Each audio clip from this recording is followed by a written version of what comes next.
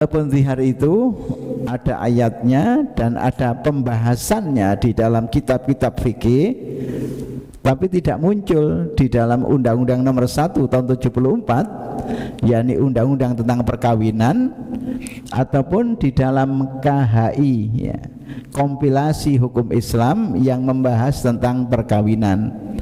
Dalam arti hukum Islam tentang perkawinan di Indonesia itu tidak memasukkan zihar, ya, karena tidak membumi karena tidak ada kasus zihar itu. Seperti yang saya katakan, lebih kepada tradisi atau adat masyarakat sebelum Islam atau masyarakat pada zaman Nabi. Di Arab pun saya juga belum memperoleh informasi apakah kasus-kasus zihar itu pernah ada. Beda dengan li'an, ya, yang sudah pernah kita bahas, itu ada di dalam Undang-Undang Nomor 1 Tahun 74 tentang perkawinan, ataupun di dalam KHI kompilasi hukum Islam, yaitu hukum material yang menjadi acuan pengadilan agama di dalam memutus perkara-perkara yang menjadi kewenangan absolut, ya, kewenangan absolut pengadilan agama.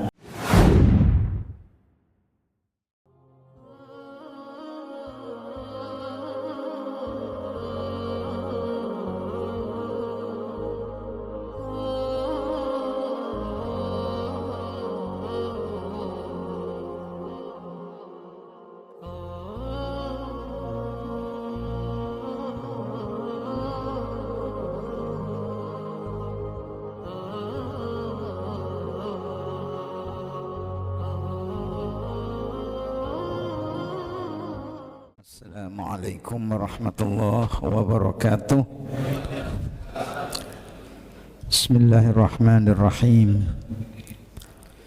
Alhamdulillahi rabbil alamin, wassalatu wassalamu ala afdalil anbiya'i wal mursalin, nabiyyina Muhammadin wa ala alihi wa ashabihi ajma'in. Subhanaka la ilma lana illa ma 'allamtana innaka antal alimul hakim. Rabbi shrah li sadri wa yassir li amri wahlul 'uqdatam min lisani yafqahu qawli. Hadirin, marilah kita lanjutkan pembahasan hadis-hadis ahkam sebagaimana terdapat di dalam kitab Bulughul Maram. Sebelumnya kita sudah membahas bab ila, ya, yakni seorang suami yang bersumpah untuk tidak berhubungan intim dengan istrinya, ya, yang itu merupakan adat jahiliyah dan berlanjut dalam tatanan sosial Islam, sehingga memperoleh solusi hukum, ya, dari Al-Quran dan Al-Hadis.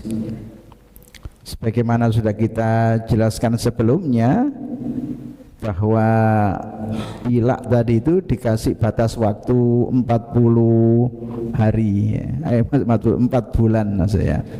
Arba'ata asyurin, 4 bulan. Nah, kalau sudah 4 bulan dia harus memilih, ya, di antara dua pilihan, antara menceraikan istrinya atau kemudian kembali kepada istrinya dengan membayar denda. Ini yang hadis yang kita baca, dan lanjutan dari hadis ila itu, dan kemudian yang di bawahnya masuk kepada bab baru atau tema baru tentang zihar, ya. Nah, zihar sama juga dengan ila, dianggap sebagai sesuatu yang menyebabkan talak pada zaman jahiliyah, ya. Kemudian pada zaman Islam, zihar tidak dianggap sesuatu yang tidak dianggap sebagai talak, ya. Zihar sendiri sebelum kita jelaskan apa definisi serta konsekuensi hukumnya, lebih kepada adat atau tradisi masyarakat Arab pada zaman itu yang tidak ditemukan padanannya pada masyarakat Indonesia. Sehingga walaupun zihar itu ada ayatnya dan ada pembahasannya di dalam kitab-kitab fikih, tapi tidak muncul di dalam Undang-Undang Nomor 1 Tahun 74, yakni Undang-Undang tentang perkawinan, ataupun di dalam KHI, ya, kompilasi hukum Islam yang membahas tentang perkawinan. Dalam arti hukum Islam tentang perkawinan di Indonesia itu tidak memasukkan zihar, ya, karena tidak membumi karena tidak ada kasus zihar itu. Seperti tadi yang saya katakan, lebih kepada tradisi atau adat masyarakat sebelum Islam atau masyarakat pada zaman Nabi. Di Arab pun saya juga belum memperoleh informasi apakah kasus-kasus zihar itu pernah ada. Beda dengan li'an, ya, yang sudah pernah kita bahas, itu ada di dalam Undang-Undang Nomor 1 Tahun 74 tentang perkawinan, ataupun di dalam KHI kompilasi hukum Islam, yaitu hukum material yang menjadi acuan pengadilan agama di dalam memutus perkara-perkara yang menjadi kewenangan absolut, ya, kewenangan absolut pengadilan agama, ya, meliputi pertama NTCR itu nikah, talak, cerai, rujuk, kemudian ada masalah waris, masalah wasiat, masalah zakat, ya. Juga dalam perkembangan terakhir, sengketa ekonomi syariah itu juga diselesaikan di pengadilan agama.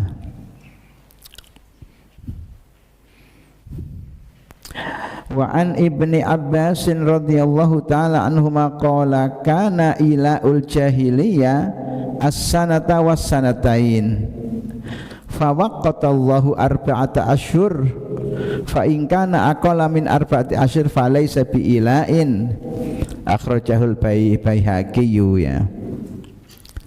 Dari Abdullah ibn Abbas radhiyallahu anhuma, ia berkata atau ia menceritakan ila pada zaman jahiliyah itu batasnya sampai 1 tahun atau 2 tahun, sehingga istrinya dalam posisi gantung, ya, 1 tahun atau 2 tahun, ya. Fawaqatallahu arba'ata asyurin, kemudian Allah memberi batas waktu selama 4 bulan, ya. Fa in kana aqalla min arba'ati asyurin, kalau itu lebih sedikit dari 4 bulan, falaisa bi'ilain, maka tidak bisa dikatakan sebagai ila, ya.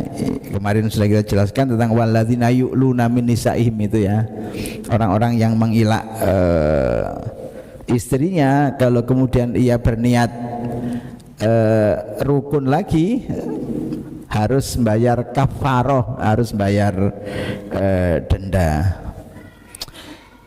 Nah, sekarang masuk kepada hadis berikutnya. Wa anhu radhiyallahu ta'ala anhuma, juga dari Ibnu Abbas, anna rajulan dhahara min imraatihi, ada seorang laki-laki menzihar istrinya, ya. Ya, ini kata-kata teknis, nanti penjelasannya. Tsumma waqa'a 'alaiha, setelah menzihar ia berhubungan intim dengan istrinya. Fa'atan nabiyya, kemudian ia mendatangi Nabi sallallahu alaihi wasallam. Faqala, ia berkata, inni waqa'tu 'alaiha qabla an ukaffira. Ya Rasulullah, saya sudah berhubungan intim dengan istri saya padahal saya belum bayar kafaroh, belum bayar denda. Kemudian Nabi mengatakan fala takrobha, janganlah kamu dekat-dekat padanya, kembali kepada imro'atahu tadi, kepada istrinya, hatta taf'ala ma amarakallahu, sampai engkau melakukan sesuatu yang diperintahkan oleh Allah, yakni bayar denda. Rawahul arba'atu, diriwayatkan oleh 4 orang ahli hadis, wa sahhahahu at-Tirmidzi, disahihkan oleh Imam at-Tirmidzi, wa rajjahan Nasa'i irsalahu, dan Imam An-Nasa'i menguatkan bahwa hadis itu adalah mursal ya. Wa rawahul Bazzar, diriwayatkan oleh Imam Al-Bazzar min wajhin akhar, dari jalur lain, an Ibni Abbasin, dari Ibnu Abbas juga, wazada fihi, dan Al-Bazzar menambahkan dalam riwayat lain tadi, kafir wala ta'ud, bayar dendanya dan jangan ulangi perbuatannya ya, yakni perbuatan zihar tadi.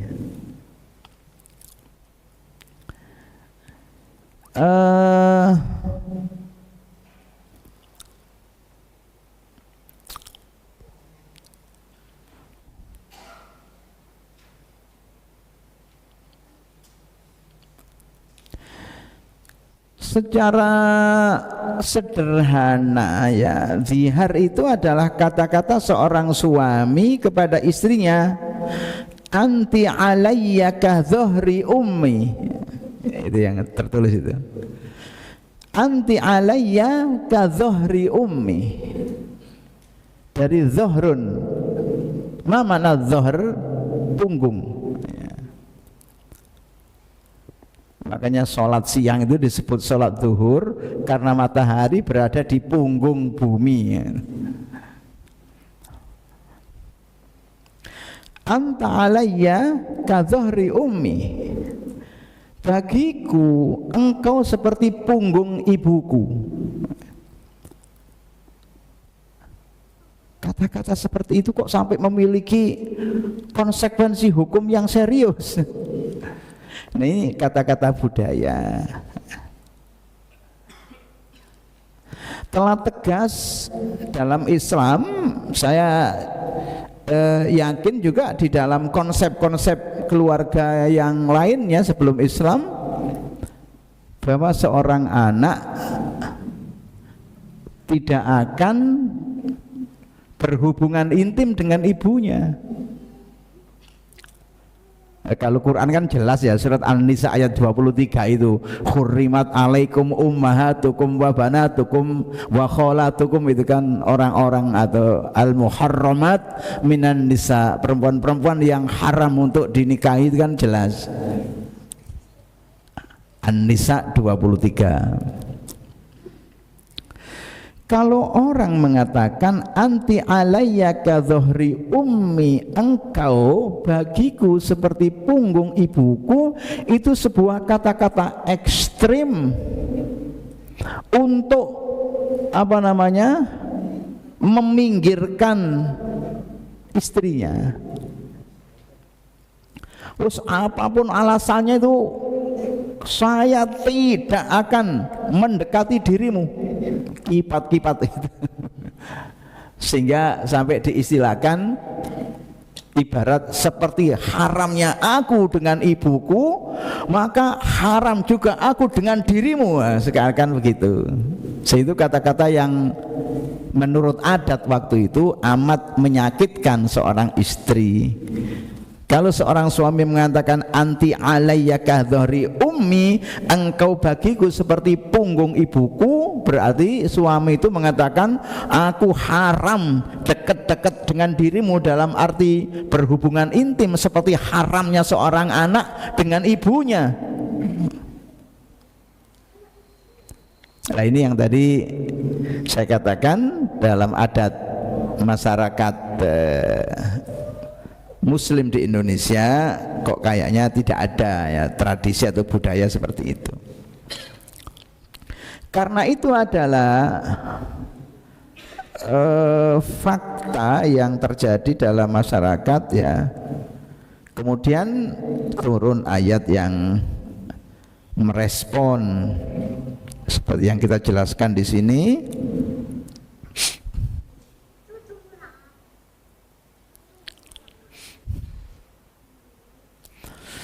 Hadzal haditsu yubayyinu fihi an-nabiyyu sallallahu alaihi wasallam ahkama kaffaratiz zihar. Hadis yang kita baca ini menjelaskan tentang hukum kafarah atau denda yang harus dibayar dalam kasus zihar ya. Karena terkait juga dengan hadis berikutnya. Haitsu taqulu Khuwailatu bintu Malik ibni Sa'lab radhiyallahu anha, ketika Nabi dapat laporan dari seorang sahabiyah, sahabat Nabi yang perempuan, Zahara mini zauji Aus ibnu Samit, ya Rasulullah, suami saya yang bernama Aus bin Samit menzihar saya. Ai qala laha anti alayya ka dhahri ummi, bahwa suaminya yang bernama Aus bin Samit itu bilang kepada istrinya yang bernama Khuwailah tadi, anti alayya ka dhahri ummi, engkau bagiku seperti punggung ibuku. Wa kana hadzal qaul qabla Islam talaqon. Pada zaman jahiliyah atau pada zaman sebelum Islam, kata-kata itu dianggap sama dengan talak. Talak yang redaksinya lain gitu saja. Walam ya'udul Islam tolakon, tetapi dalam Islam tidak dianggap talak, tidak jatuh talak. Bal ja'ala fihil kafarota, tetapi berkonsekuensi harus dibayar kafarah atau denda. Sehingga seorang suami kalau menzihar istrinya, dia tidak boleh hubungan intim dengan istrinya sebelum bayar denda. Kalau sudah dibayar dendanya ya normal lagi.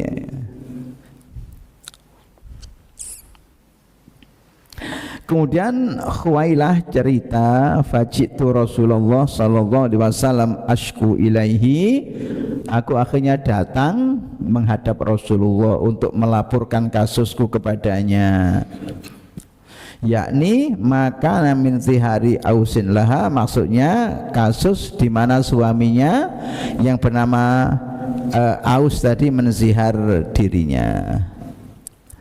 Wa Rasulullah sallallahu alaihi wasallam yujadiluni fihi, kemudian katanya Khawlah, Rasulullah menasihatinya dan memberikan pelajaran padanya, yansakhuha wa ya'idhuha wa yaqulu, Rasulullah mengatakan ittaqillaha fa innahu ibnu ammika, ya.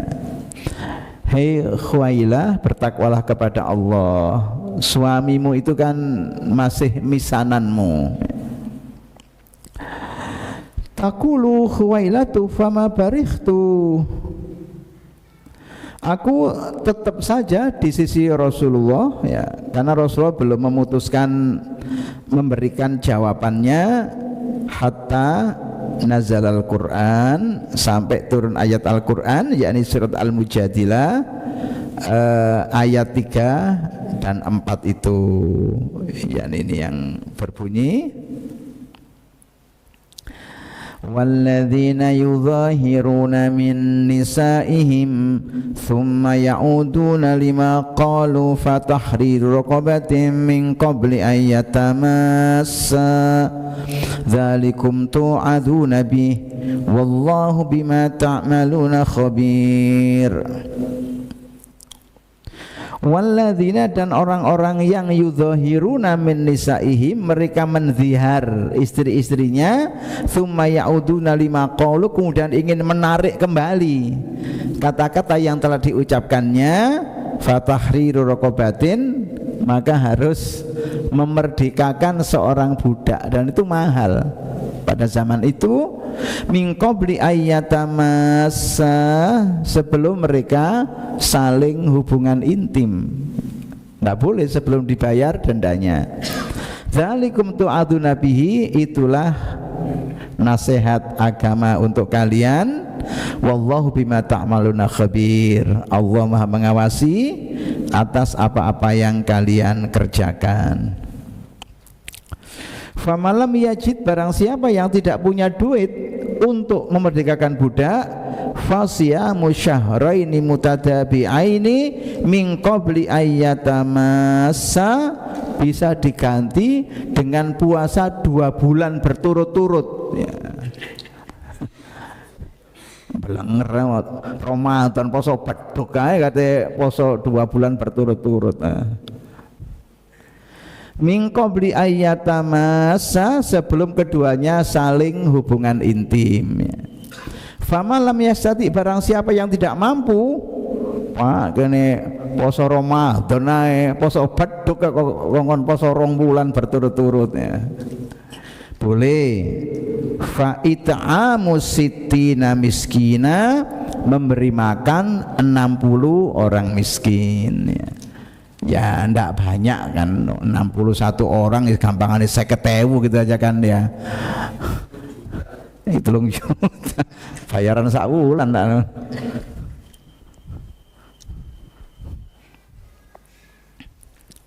Itu konsekuensinya. Zalika, yang demikian itu, litu'minu billahi wa rasulihi, agar kalian beriman kepada Allah dan kepada Rasulnya. Wa tilka hududullahi, itulah hukum-hukum Allah. Walil kafirin adzabun alim, untuk orang-orang kafir yang menolak hududallah itu ada azab yang amat pedih. Nah ini ayat ya Al-Mujadilah 3 dan 4 itu yang menjelaskan hal ikhwal zihar.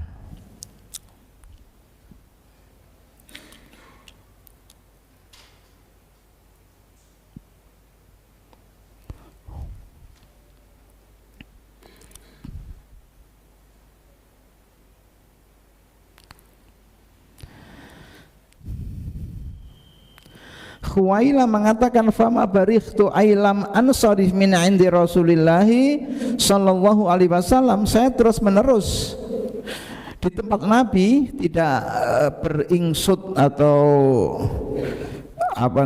keluar dari tempat itu, hatta nazal Al-Quran, sampai turun ayat Al-Quran.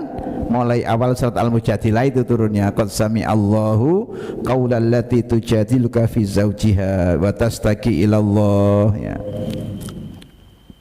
Yaitu ayat yang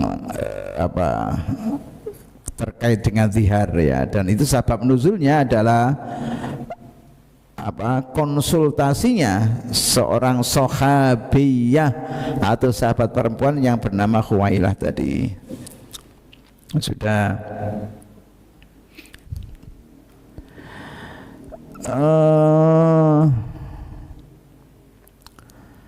merujuk kepada sabab nuzul ini,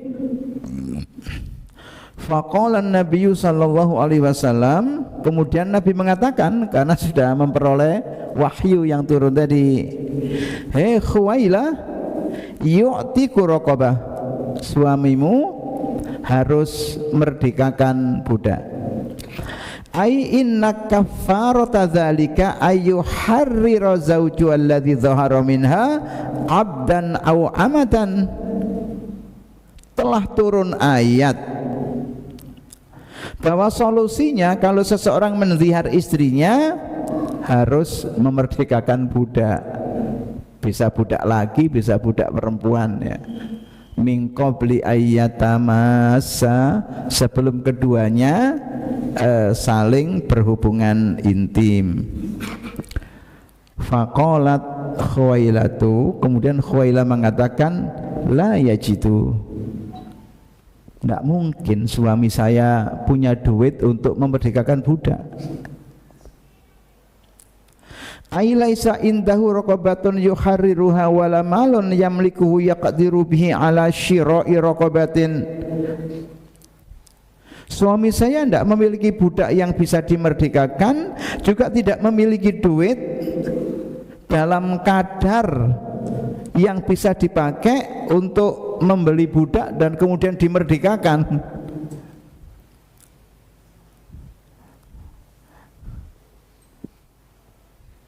Qala Nabi sallallahu alaihi wasallam fayasumu syahraini mutatabi'aini, maka dia harus puasa 2 bulan berturut-turut.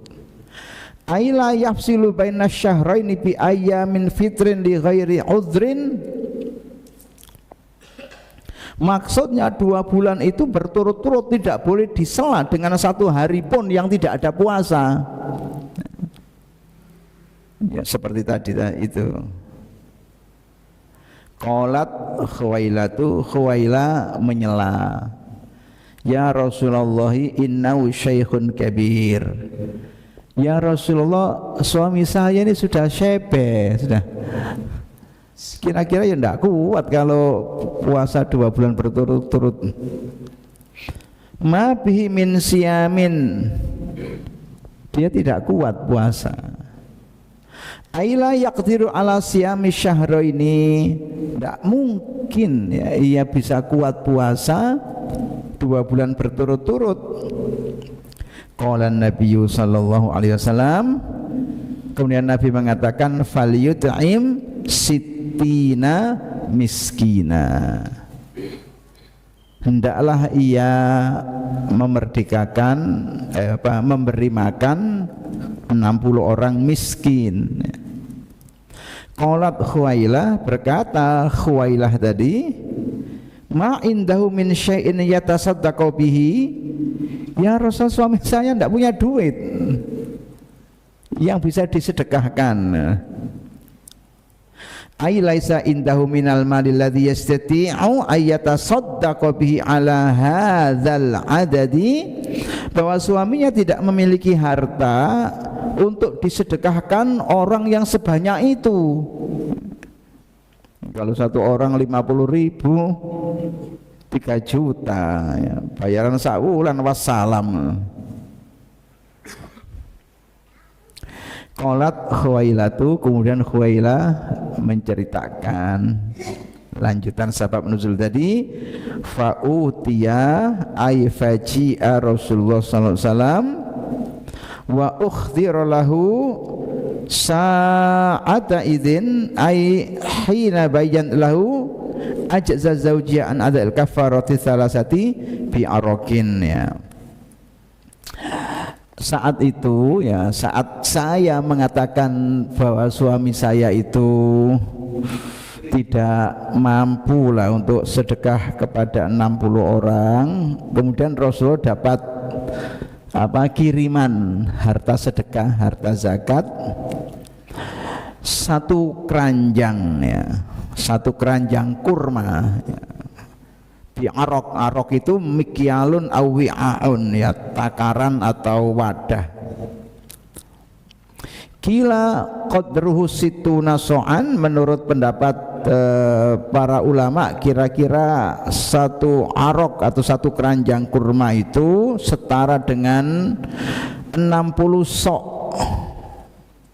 1 sok itu 2,5 kilo. Ya tinggal mengalihkan saja. Qadruhu situna so'an min tamr, yang kadarnya itu 60 sok kurma. Maksudnya ya sudah, ini saja yang dipakai untuk sedekah. Qalat Khuwailatu, kemudian Khuwailah mengatakan, ya Rasulullah fa inni u'inuhu. Ya Rasul, saya ya, katanya istrinya, punya duit, saya yang akan membantunya untuk bisa membayar denda atau kafarohnya tadi. Qala lahan Nabi sallallahu alaihi wasallam qad ahsanti ai bi i'anatika iyahu, kamu telah melakukan 1 perbuatan yang baik ya. karena membantu suaminya untuk menyelesaikan kasusnya dengan duitnya tadi. Idhabi fa'at'imi biha anhu sittina miskina, ya sudah pulang pakai duitmu untuk ngasih makan 60 orang miskin sebagai denda yang harus dibayar oleh suamimu. Warji'i ila ibni amiki, ya sudah pulang ke misananmu, maksudnya suaminya yang bernama Aus tadi.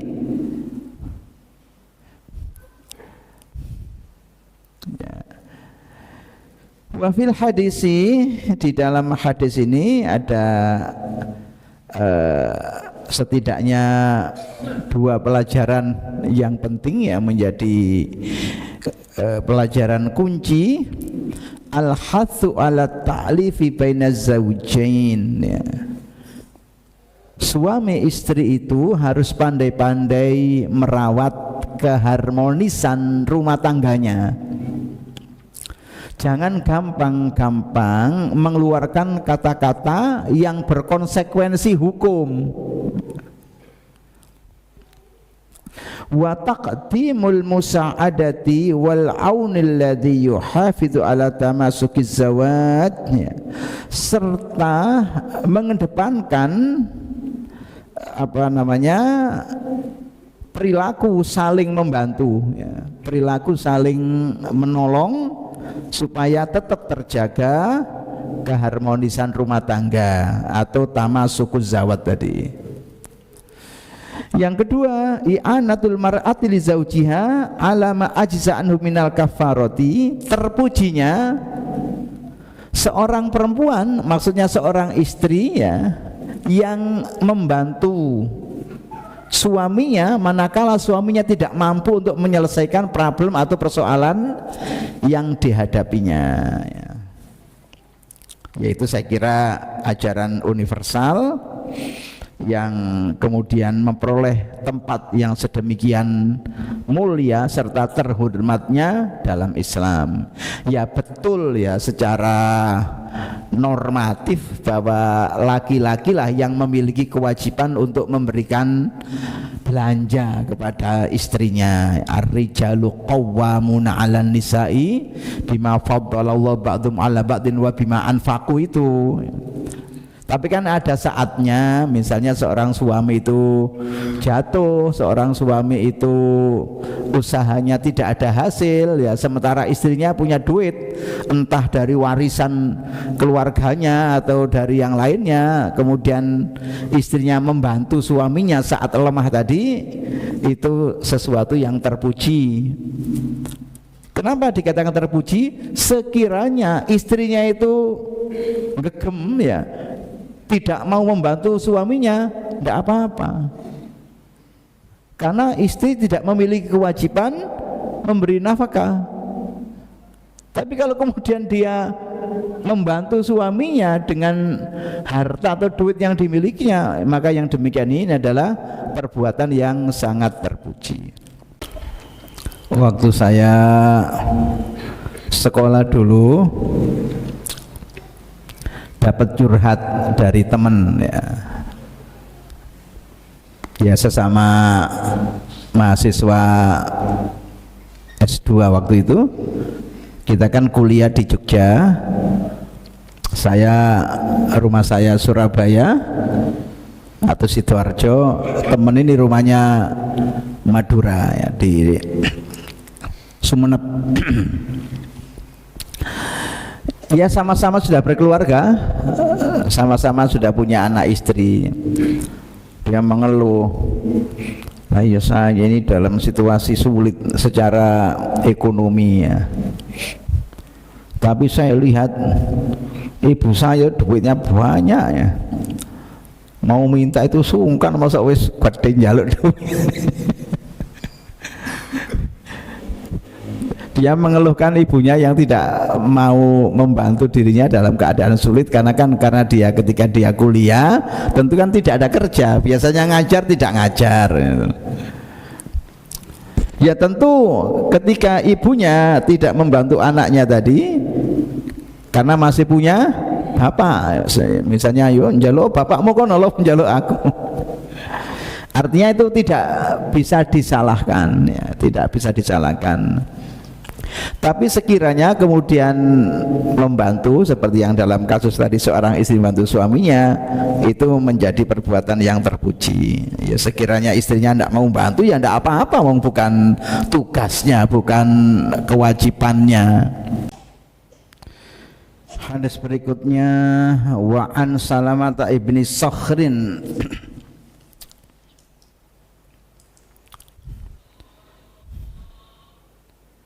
Kayaknya kasusnya beda ya. Qala dakhala Ramadan, masuk bulan Ramadan, fa khiftu an usiba imraati, aku takut untuk berhubungan intim dengan istriku.